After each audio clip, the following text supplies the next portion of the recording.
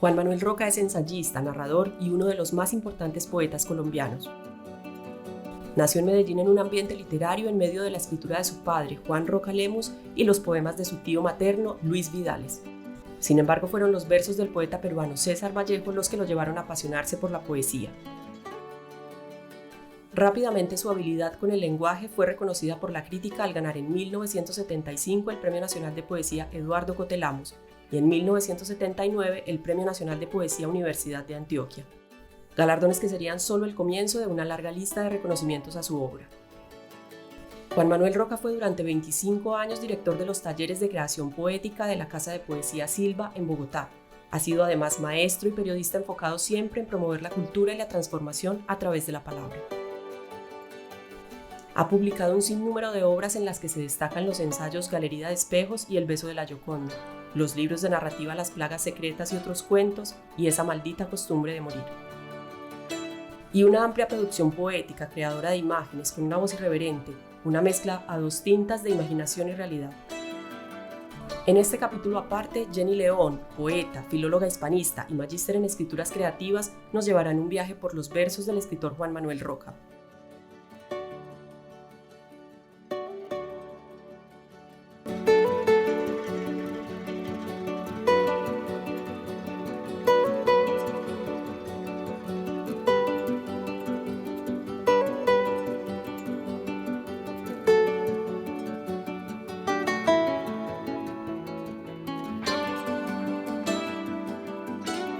A mí me gustaría empezar también porque sé que muchas de las personas que nos están viendo ahora no necesariamente están tan familiarizadas con la poesía, ¿cierto? Claro. Muchas personas tienen a la poesía como si fuera una cosa supremamente difícil y se sienten intimidados incluso como, uy, es un lenguaje que no entiendo, es tan críptico que me saca. Y otras personas que por lo general suelen ser muy racionales piensan que es una cosa como tan básica que es una asociación libre de palabras y que realmente eso pues no tiene contundencia expresiva. Sé que esto incluso se ve en las maestrías en escritura creativa. Tú tienes ya la experiencia como docente en esta maestría. Me gustaría saber de qué modo tú podrías acercar a las personas o de qué idea podrías darnos para que las personas que se sienten ajenas a la poesía puedan llegar a este género de un modo tranquilo. Pues sí, yo creo que una de las palabras y una de las artes, por una parte más sacralizadas y por otro más calumniadas, es la poesía. Porque algunos la toman como un artilugio, como una cosa manierista, distante de las esencias de la vida humana, como algo de la divinidad, algo que está por fuera del alcance de la sensibilidad de las personas corrientes, y es todo lo contrario.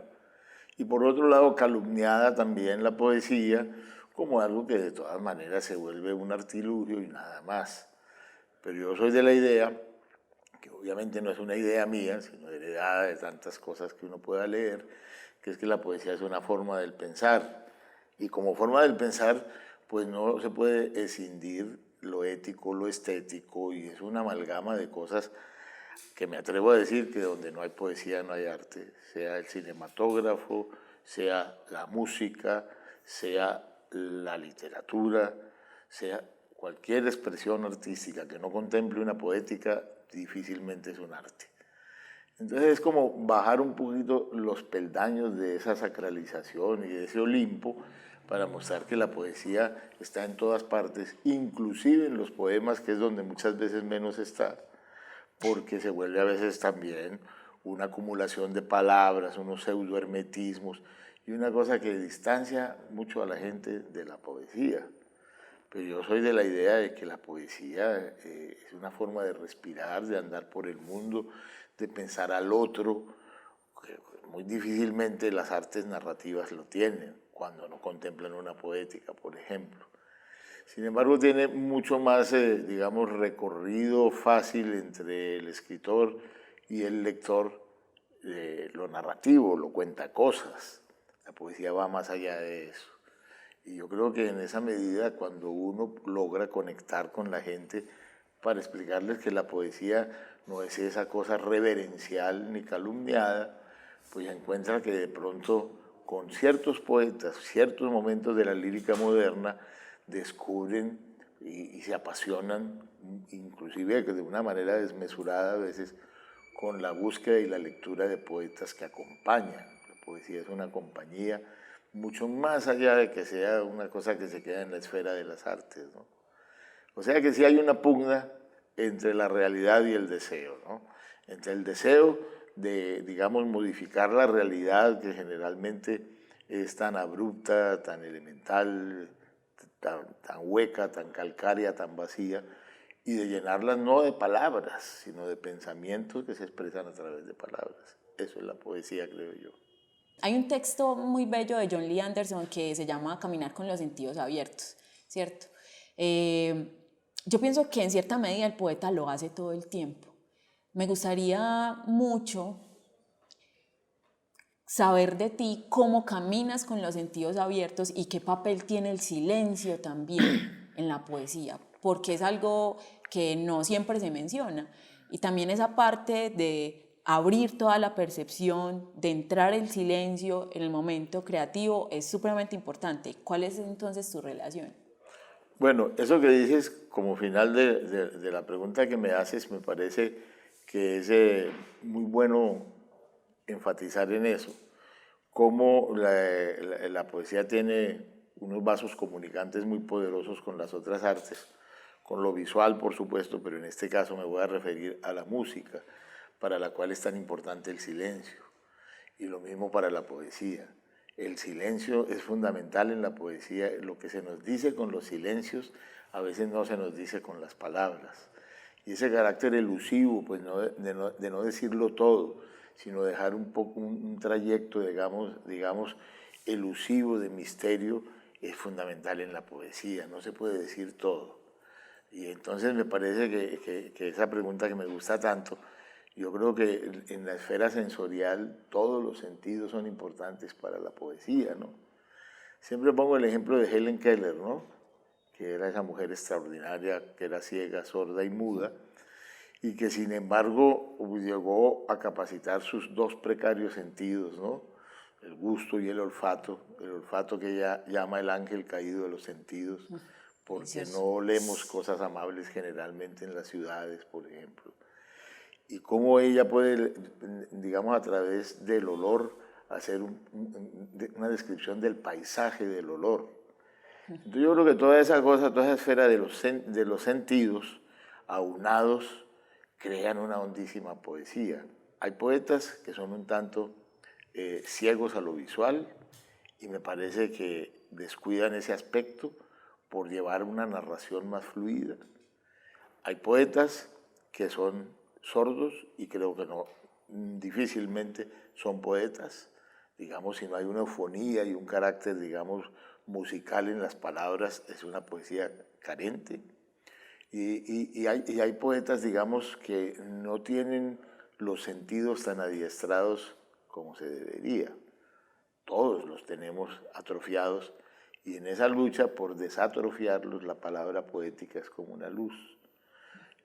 Por los poetas que yo más amo es porque tienen todo ese compendio de cosas y que no es una cosa programática, no es que este poema tiene que tener música, no, porque eso generalmente no tiene música, sino sonoridad. Hay poetas que dicen, un gran poeta porque tiene mucha música. Con todo lo que aprecio a mis amigos que aprecian a De Graef, me parece que es un poeta que no es musical, sino sonoro. Me parece mucho más musical alguien que contempla más silencios, en el caso colombiano como Aurelio Arturo. Entonces un poquito como intentar descifrar eso, ¿no? Y un poquito la palabreja por académica me molesta, que es la palabra éfrasis, ¿no? Que es más o menos pintar con palabras.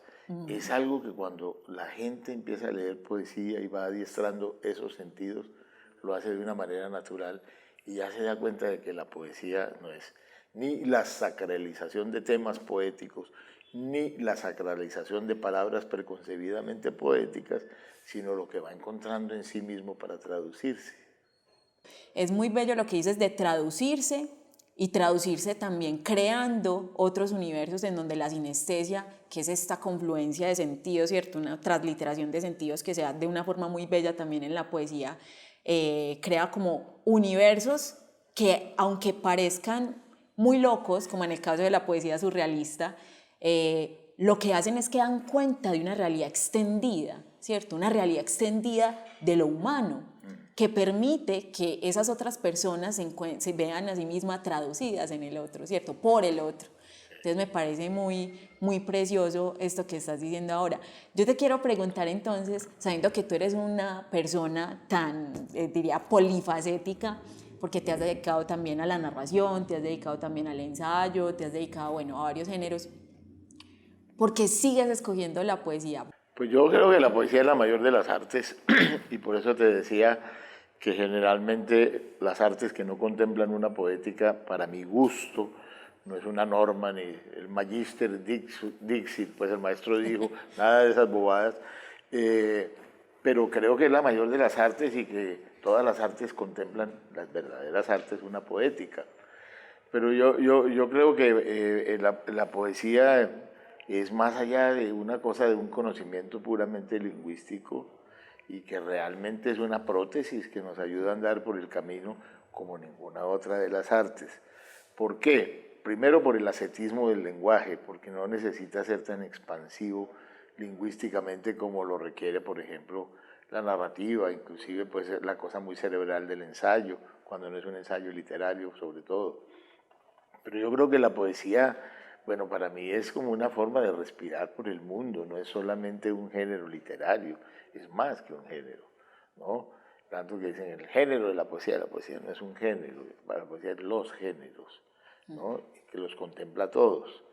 De manera que mi seducción por eso es cada vez mayor y que al contrario de que se piensa que generalmente hay un tiempo de ser poeta y uno de dejar de serlo, es decir, un tiempo en que priman las emociones, los sentimientos, que es lo que se piensa de la poesía cuando se es adolescente, y la decantación de eso para llegar a pensar que es un alto momento de la filosofía, de la poesía, ¿no?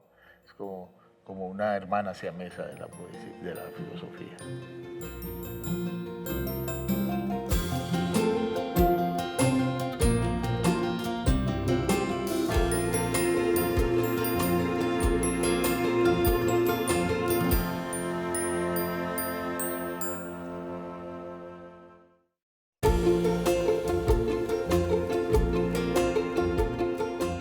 A dos tintas, que es este libro de la editorial Nueva Verso Libre, que es una editorial de La Paz Casia, por cierto. Voy a centrarme un momento sobre este libro, que por cierto tiene una edición muy, muy bella porque es pensada como parecida a la colección Cara y Cruz, ¿cierto? Que había de Norma, entonces tiene estas dos formas de lectura. Sí. En una tenemos estos fragmentos de Diario de una narcodependiente, Sí. que precisamente es como tan, pues, digamos, tan apropiado para estos tiempos en los que nos encontramos. Cuéntanos un poquito de estas esquirlas del Diario de una narcodependiente en cuarentena y de ese juego también que hay ahí con la palabra. Sí. Bueno, lo que pasa es que, a ver, alguien me decía que si yo era anarquista, y yo no soy anarquista. Cuando sea grande quiero ser anarquista. No considero que tenga el talante, ni el talento, ni el carácter libertario de la tanta preocupación de uno en los demás, o la preocupación por el otro, que han tenido precisamente esos anarquistas, como Henry David Thoreau, como Camus, como tantos otros, que muchas veces la gente pasa de largo en que ellos eran los pensadores de ese orden ácrata, de ese orden libertario. Entonces, el juego burlesco de anarcodependiente, uno no puede ser anarquista y dependiente a la vez, pero hay que considerar que sí, y que, digamos, a uno porque tiene esa filiación y ese gusto, piensan que uno no es lo suficientemente anarquista, pues porque tienen una mirada sobre eso que es tal vez unívoca, cuando hay tantas formas de serlo. Yo no soy, digamos, anarquista. Soy un gran admirador de la gran mayoría de los escritores y poetas y pensadores, me parece que son filoanarquistas y cercanos a esto. Entonces, lo primero es aclarar que sería muy, muy exagerado y muy vanidoso decir que yo soy anarquista. Quisiera hacerlo, pero la verdad de pronto no he tenido la andadura, digamos, de orden político y social más permanente, sino como algo aledaño desde las artes. Entonces, cuando puse ese título de una narcodependiente, era burlándome un poquito de mí, cómo uno puede ser anarquista y dependiente. Eso sí, jamás oficial. Un dependiente oficial, jamás. Pero pienso que fue una manera de los primeros meses de toda la pandemia de reflexionar sobre algo que tiene que pensar alguien que tiene un carácter libertario, ¿no? El no poder salir, el encierro en casa, una actitud que siempre una amiga lo dice de manera muy, muy graciosa y muy inteligente, de estar atravesando, de estar en modo Bartleby, es decir, que preferiría no hacer, ¿no? Esa fórmula es genial. En modo Bartleby es preferir no hacer nada. Pero me dio mucho tiempo todos esos meses primeros que a todos nos tenía tan perplejos y que nos corrieron el tapiz de la seguridad, que quedamos un poco en el aire. ¿Y cómo puede ser un anarquista si ni siquiera puede ver al otro y no quiere verlo también al otro porque es imposible verlo? O sea que esas contradicciones me pareció que eran un motivo para hacer reflexiones autoironizantes en buena parte, pero también de toda esta fantasmalidad y este simulacro de vida que estamos llevando, porque no es vida, es un simulacro, ¿no? Como que todo está matizado por el otro y el problema del otro se vuelve un problema. La frase de Rimbaud, yo es otro, no es otro, porque nos ha creado la imposibilidad de ser uno en los demás. De manera que todas esas reflexiones que hice en ese diario de la narcodependiente en cuarentena tienen como ese espíritu un poco, y también el espíritu burlesco, de cierta ironía, no sé si se logre, pero de vernos como seres tan insignificantes, ¿no? Hay quien dice que esta humanidad va a desaparecer y van a quedar solamente los virus estos. A lo mejor sean mejor que nosotros. Ahorita estábamos hablando que llevas, pues ahorita en nuestras conversaciones por fuera de la pantalla, estamos hablando que tú vives solo y que llevas 15 años viviendo solo. Tal vez más. Tal vez más. Sí, particularmente en tu caso, ¿qué relación ves entre tu creación poética y la soledad en la que decidiste vivir? Sí. Bueno, yo creo que la soledad es fundamental para cualquier creador. Esa palabra la digo con dificultad porque me parece exagerada, más bien para recreador de los mundos que nos rodean.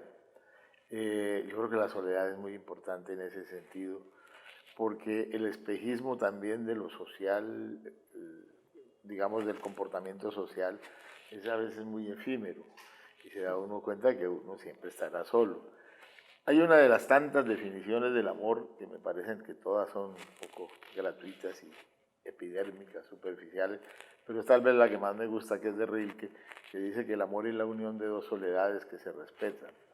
Yo creo que la soledad es muy buena, muy grata, cuando uno aprende, digamos, a estar un poquito en diálogo, así sean diálogos distópicos y que no sean eminentemente dialógicos con uno mismo, ¿no? Esa confrontación de uno con uno me parece que es muy importante. Entonces, esos años en que he estado viviendo solo, para mí han sido años muy importantes, y no digo que no haya también un grado, digamos, de preocupación, porque esa soledad acumula también muchos fantasmas, ¿no? Y esos fantasmas no siempre son armoniosos, a veces son punzantes, son agresivos con uno mismo, pero yo creo que ahí está un reto. No, y lo que vemos es como el resultado de una consolidación de una vida interior tremenda, porque es eso también lo que nos permite la soledad, ¿cierto? Consolidar como esa vida interior y un diálogo también con todas estas fuentes a las que accedemos a partir de los libros y bueno. Para continuar un poquito con la cuestión de la ironía, tenemos en este libro entonces una parábola que me encantó, una parábola apócrifa, que es la parábola del fratricida, ¿cierto? Que precisamente hace alusión a Caín. Y acá lo pones en el contexto actual y comienzas el poema con: se anuda una corbata de seda para irse al burdel, Buscan los bajos fondos, la droga del ángel que reparte paisajes en fuga y una que otra ración de eternidad. Más adelante dices, se fugó de la Biblia, se ha hecho ciudadano de un país donde matar hermanos es asunto corriente. Se llama Caín y brilla en las noches azules de la corte. Ahí, por ejemplo, obviamente la parábola está muy fuerte y vemos como también a partir como de cierta ironía llegas a algo de una profundidad tremenda. Y también lo que te di ahorita, cuando pones a Job en un muladar, o sea, me parece una cosa de locos. Cuéntanos entonces qué papel tiene en tu poesía la ironía, el humor. Pues yo creo que una de las cosas que me ha molestado a mí más de la poesía colombiana es la solemnidad, que lo lleva también a un grado alto de conservadurismo, con contadas excepciones, con gloriosas excepciones, porque hemos tenido muy notables poetas. Y algunos de ellos han adosado el humor, los menos. Pienso en Luis Carlos López, que hace un modernismo al revés, con la heráldica del modernismo se burla de eso. Pienso en Luis Vigales, en Suenan Timbres, donde adosa una concepción del humor que no es la caricatura ni es la humorada, por ejemplo. Y pienso en el primero que hizo ese tipo de poesía, siendo un poeta tan triste, tan melancólico y tan sombrío como José Asunción Silva. Gotas Amargas precisamente es una poética en que incorpora el humor. Y a mí, como el humor me parece la más alta forma de expresión del ser humano, me parece que tiene un rango filosófico muy alto, pues siempre me sedujo, y repito, no la humorada, porque veo que hay mucha poesía que tiene el chiste fácil, etc. Y es difícil precisamente superar esa instancia para que el humor sí sea una forma también del pensar, ¿no? Pienso en ese humor contra uno mismo, inclusive, chaplinesco, quevediano, que se burla de los demás, pero a partir de la burla de sí mismo. Y me pareció que la Biblia, que es un libro precisamente tan solemne, donde el humor es inconsciente, porque, por ejemplo, en lo primero que pensé al escribir este libro fue en la parábola de Lázaro, que Lázaro se murió una vez, pero la Biblia no dice cómo fue su segunda muerte, ¿no? Lázaro se murió una vez, resucitó, y después, ¿qué pasó con Lázaro? Entonces yo hago la segunda muerte de Lázaro, cómo debió morir, de qué nueva enfermedad, qué le pasó a ese pobre hombre, que si no es un fantasma hasta la eternidad y hasta el fin de los siglos.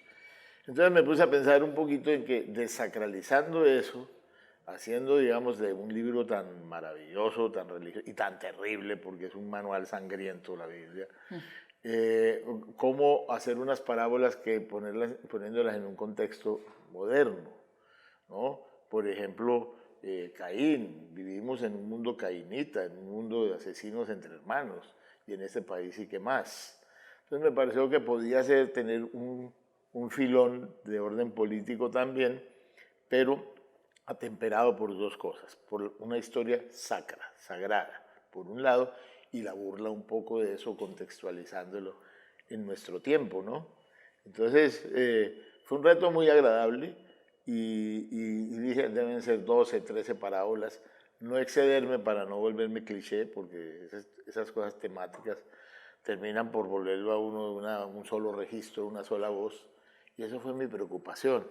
La verdad, yo no disfruto mucho escribiendo ni con lo que escribo, generalmente estoy padeciendo la escritura, pero aquí, la verdad, disfruté mucho, fue como en medio de todo esto que estamos viviendo, bueno, esto es un libro más bien reciente, como una manera de asomarme, de abrir una fisura en nuestra espantosa, asquerosa realidad para reírme desde un ámbito tan sagrado como es la Biblia y como supuestamente es la poesía, que no tiene nada de sagrada. Me acordé mucho del libro de José Watanabe con respecto a la Biblia, ¿cierto? Pues él tiene unos poemas muy bellos sobre lo que pasó con María Magdalena, dedicados también a la Virgen María, al endemoniado que supuestamente liberó Jesús. Me acordé también de eso y me gustó mucho. A mí me gustaría saber, Juan Manuel, ¿cuál de esos libros o cuáles son los que han tenido un mayor poder sublimatorio? que tú dices que este libro simple y o sea, lo hice o lo escribí porque tenía que hacerlo, porque si no me moría, Sí. que es cuestión también de vida o muerte a veces, ¿cierto? Sí.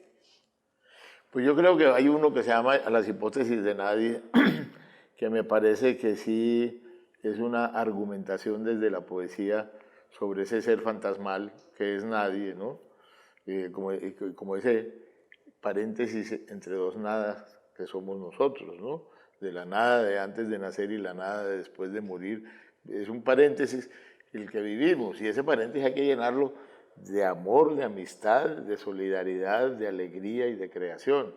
Entonces, preguntándome sobre nadie y pensando un poco inclusive en Ulises, que también se llamaba a sí mismo Nadie, como de eso alrededor de ese personaje fantasmal, de preguntarme por lo efímero de nuestras vidas y por qué, digamos, nos angustiamos tanto cuando se va a acabar sabiendo que somos ese paréntesis entre dos nadas, ¿no?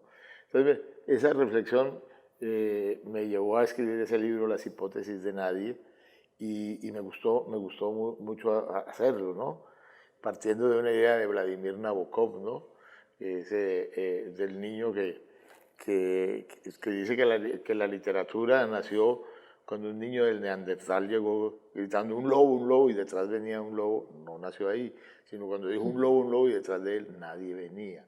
Lo que no está, lo ausente, lo que intuimos, me parece que para mí era muy importante decirlo como pude, no sé si con un rango estético alto o no, en ese libro que se llama Las hipótesis de nadie.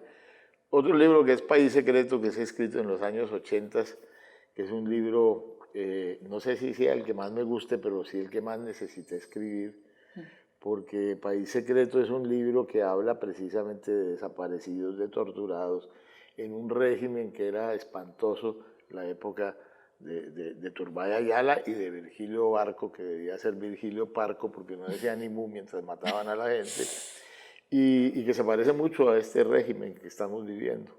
Entonces, País Secreto me parece que habla precisamente de nuestro país, ¿no? Intentando que no sea de una manera panfletaria ni excesivamente ideologizante, sino como la atmósfera, inclusive más que el suceso. Ese libro para mí también fue como vital escribirlo. Yo diría que esos no son los que más aprecio al volverlos a leer, que casi no me releo, pero tienen para mí ese sentido, ese significado de que hay que decirlo, porque hay que decirlo, porque si no te pudres interiormente.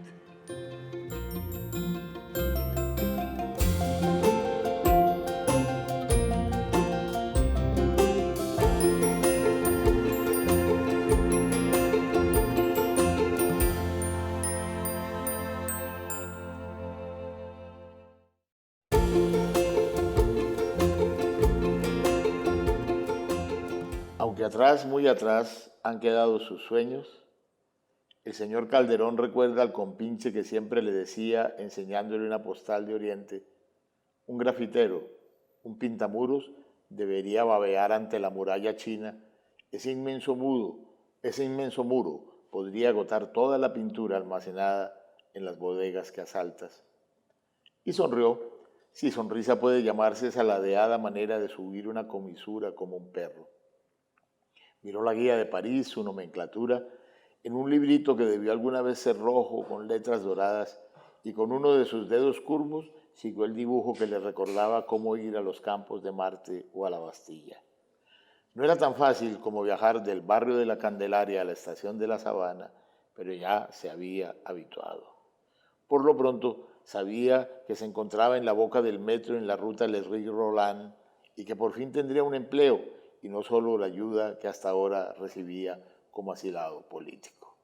Esta es una historia que es real, de un personaje al que yo le cambio el nombre, que es una historia bien cruel porque era alguien que se había dedicado a pintar muros con signas subversivas en Bogotá, y lo capturaron y lo cogió la policía, el DAS de esa época, no sé, a martillazos las manos, y quedó un poco baldado de ellas, y cuando llegó a París como exiliado no tenía cómo emplearse y durante muchos años no tuvo empleo, vivía con el subsidio que le daban de asilado político, hasta que le encontraron un trabajo.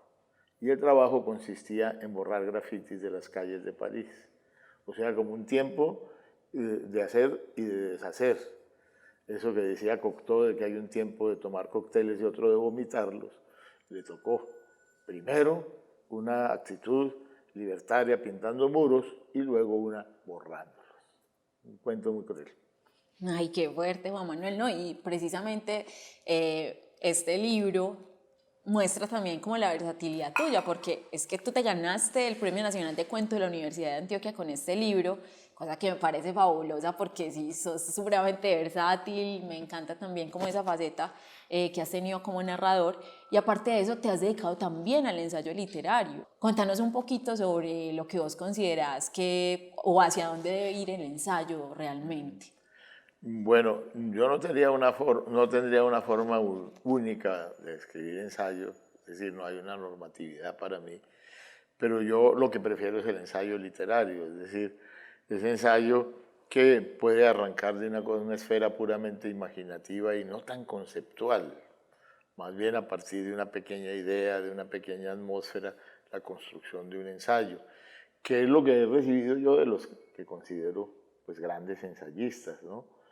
Grandes ensayistas que en Colombia ha tenido notables ensayistas, ¿no? Cuando uno lee los ensayos, por decir algo, de Hernando Telles, lo que encuentra es que está muy lejos de las presunciones académicas, y que precisamente lo curioso es que después se estudie en la academia de una manera academizante los ensayos de alguien que no tiene nada que ver con eso. Entonces ese tipo de ensayo es el que me gusta a mí, el ensayo literario que permite el juego más imaginativo y que no tiene tantos preceptos, ¿no? Ese es el tipo de ensayo que yo intento escribir, ¿no?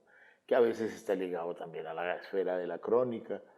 Hay crónicas de Luis Tejada que uno no sabe si es un ensayo, una crónica o un poema, como que transgrede toda esa cosa genérica. No, y también tú la transgredes, por ejemplo, en A Dos Tintas, ¿cierto? Con este diario de un anarcodependiente uno no sabe si es crónica, tiene también cositas como medio aforísticas, Claro. entonces también va mucho por ese lado. Sí. Y bueno, con respecto al cuento, ¿qué es lo que más te llama la atención con respecto al cuento? Ah, sí, yo soy un adorador del cuento y he leído mucha novela, pero cada vez leo menos novela.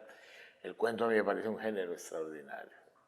Digamos que el trípode que a mí me interesa ahondar más son el ensayo, el cuento y la poesía.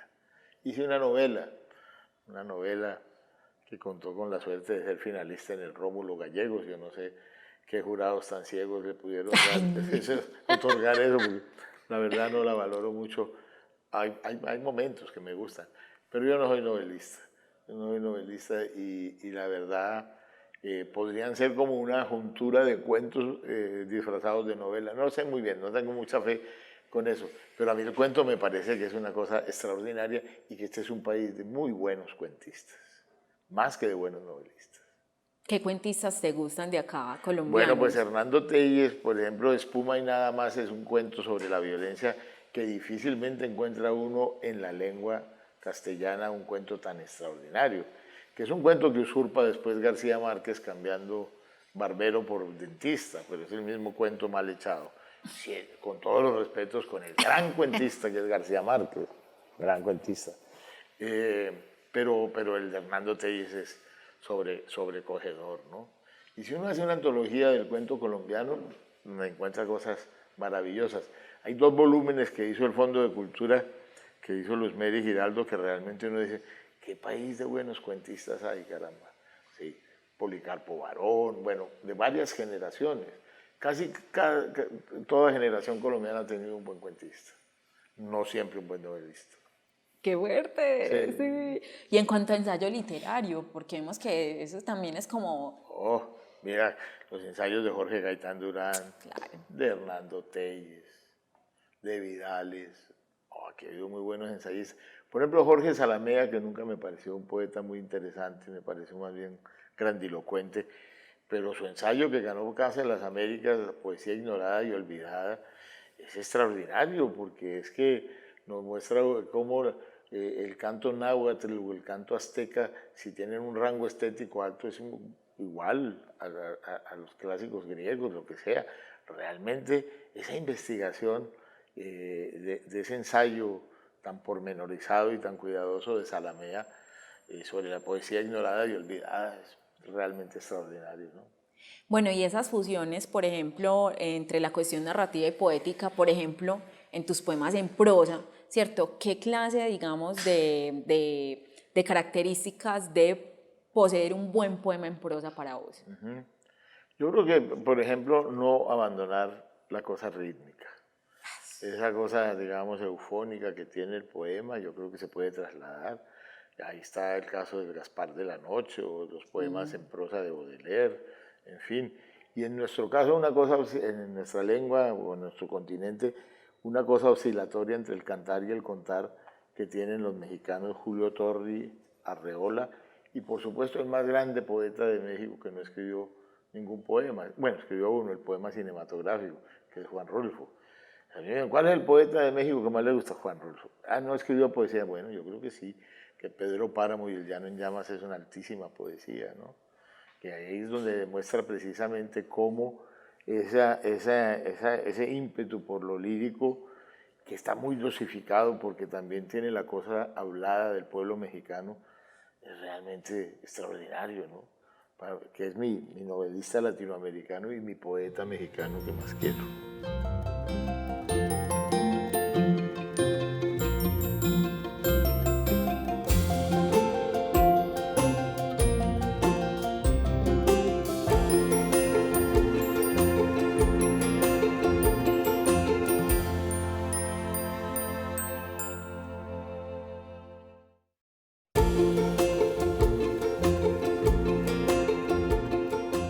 En este momento tú dictas un curso en la maestría, bueno, 2 cursos en la maestría de escrituras creativas de la Universidad Nacional. ¿Cómo ha sido entonces encontrarte en la academia, pero ya desde una postura distinta? Y quiero que también me menciones cuáles son esos obstáculos o digamos las mayores dificultades con las que te has enfrentado en este camino de la escritura. Claro. Sobre todo, por ejemplo, en este aspecto es muy difícil estar en la academia intentando desacademizarla. Es decir, no sacralizándola como la única manera de entender la literatura o la poesía en este caso. Y me parece que es un reto muy agradable, ¿no? En la idea lesamiana y quijotesca de que solo lo difícil es estimulante. Y para mí ha sido muy estimulante con mi falta de creencia total, radical en la academia, con todas las dudas, como intentar crear algunas fisuras en eso sin necesidad, digamos, de transgredir algo que la academia misma y la universidad pide. Entonces ha sido muy grato porque ha sido un forcejeo conmigo mismo, ¿no? De creencias y descreencias, de fe en la palabra, más no necesariamente en la cosa modélica que produce muchas veces la academia. Y ha sido muy grato y ha sido más bien, yo diría, sin falsa humildad, que más bien que una enseñanza para los alumnos, ha sido un aprendizaje para mí, que ha sido un aprendizaje de lado y lado. Ay, pero qué maravilla. Me voy a ir a un lugar que, digamos, para mí es muy importante y sé que para ti también lo es, y es el lugar de la infancia. ¿Qué papel también cumple nuestro niño, nuestra niña en la escritura? Yo creo que es fundamental. Yo creo que hay que cultivar una larga niñez, que quiere decir un largo asombro, y que el que ha matado a su niño, bueno, podrá hacer lo que quieras, menos poeta. El que ha matado a su niño está perdido. El que no le echa agüita y cultiva esa esfera de la imaginación que tienen los niños. Un niño que me dijo una vez en Calarcá, en el Quindío, que si la idea, no recuerdo la frase, pero que si había habitantes en la luna debían vivir muy apretados en menguante. Está buenísimo. Realmente tiene un sentido además filosófico y humorístico que dice uno, no, a eso no llega sin un niño y uno no puede jugar a ser niño sino serlo.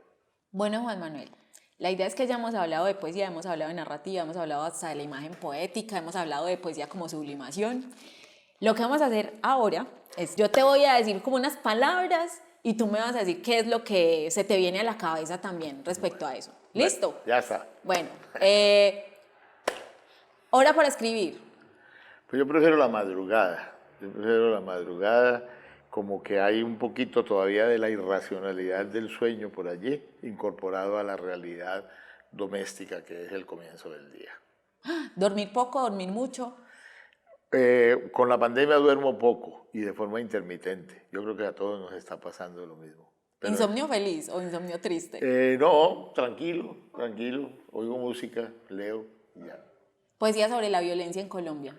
Poesía sobre la violencia, pues hice un libro que se llama La Casa Sin Sosiego, jugando un poco con la idea de San Juan de tener la casa sosegada. Nunca hemos tenido la casa sosegada y se puede hacer una muestra, la hice, de gran poesía sobre la violencia en Colombia, a pesar de que no sea una poesía militante. Gatos, perros, pájaros. La verdad yo nunca he tenido mascotas. Bueno, tuve un gato que se llamaba Barbieri y lo quise mucho. Perros es un animalito que me antipatiza enormemente. ¿Y por qué? Oh, porque están al servicio, es decir, si no los acaricias te muerden. Hasta hay perros policías. No, el perro es espantoso. Y vivo en un barrio que aparecen 100 perros, el Festival de Cannes lo llamo yo, 100 perros por ahí fregando la vida, y me parece que son muy domésticos y muy arrodillados y están con la propiedad privada. No me gustan los perros.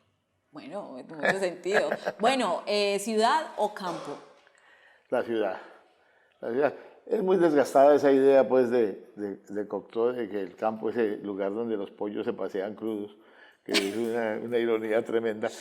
A mí me gusta mucho el campo y la naturaleza. He sembrado muchos árboles en mi cuadra, la más arborizada del barrio tal vez. Adoro la naturaleza, las plantas más que los animales, pero la verdad soy un hombre urbano, ¿no? A veces me dicen, pero en Bogotá, sí, salgo a una carrera que es espantosa, que llamamos la carrera pésima, donde hay buses echándote humo con exhaustos tremendos, pero me hace falta la ciudad. Claro, y la contaminación también lo sostiene a uno, ¿cierto? También, así es. Así es. ¿Frío o calor? Pues mira, más bien el frío, más bien el frío. El calor me aturde un poco, ¿no? Esos pueblos de la costa donde a toda hora son las 12 del día, yo no podría vivir allá. ¿Monogamia o poliamor? Digamos, me gustaría, pero de puro optimismo, puro optimista, practicar la monogamia, un solo harem, pero ya no doy para eso. De manera que soy monógamo conmigo mismo. Es decir, me toca soportarme. Es la única pareja, el otro que me habita, con el que he podido vivir. Bueno, muy bien. Periodismo narrativo. Sí, a mí el periodismo me gusta, la crónica me gusta mucho, mucho. Y he podido hacer algunas crónicas. Tengo dos que quiero mucho, que son como necrónicas, las llamo yo, porque una es sobre el cementerio de La Habana y otro sobre Père Lachaise de París. Y ese tipo de crónicas me gusta. ¿Autora favorita? Autora favorita, Helen Keller. ¿Poeta favorita? Mujer. ¿Del siglo XX? Del siglo XX, caramba. Es que ahí me pones en aprietos porque hay muchas. Me gusta mucho Nelly Sachs, me gusta mucho Ingeborg Bachmann. Uy, sí. Las expresionistas alemanas me gustan muchísimo. De América Latina me gusta mucho Blanca Varela. Ida Vitale, que me parece de los poetas hombres y mujeres que viven, la que más me seduce. Ahí no hay cosa de género. La poesía que más me interesa de nuestra lengua en este momento viva es Ida Vitale. ¿Libro que está en tu mesita de noche? Libro que está en mi mesita de noche, bueno, es un monotema, pero Las iluminaciones de Rimbaud. ¿Facebook, Instagram o Twitter? Pues no sé ni qué es el Instagram ni qué es el Twitter. Pensé que el Instagram era una cosa que le echaba uno al café, pero eso es otra cosa parecida. Solo Facebook y me he afiebrado, me gusta. Qué maravilla. ¿Narrador favorito? Narrador favorito en América Latina, Juan Rulfo, en El Mundo Kafka. Uy, pero qué maravilla. Bueno, poeta afro, preferido. Es que hay varios, pero por ejemplo, Aimé Césaire, Cuaderno de un retorno a mi país natal, es otro libro que no lo abandono nunca. Sí, no. Me gusta un poeta malgache de Madagascar, que es Josep Rabiarivelo, suicida, joven, maestro de la imagen y del ritmo. Rabiarivelo me encanta. Esos dos son los que más, Césaire y Rabiarivelo. Juan Manuel, entonces, así, una respuesta súper rápida. ¿Por qué decides escribir? Bueno, yo decidí ponerme a escribir porque la realidad me resultaba muy incipiente y muy recortada, y pretenciosamente todo el que empieza a escribir cree que puede modificarla, lo cual está profundamente equivocado. Y sobre todo porque me he sentido para la vida práctica muy inútil. Y vi que esto era asumir la inutilidad como un dogma. Uy, perfecto. Me encanta esa respuesta, Juan Manuel. Mil gracias de No, verdad a por ti, este Jenny, espacio. siempre me sueltas la lengua de una manera muy grata. El cine nos une Así siempre, es. una y otra vez. Mil Así es. gracias de A verdad ti, Jenny, por muchas este gracias. espacio tan bello. Muchas gracias.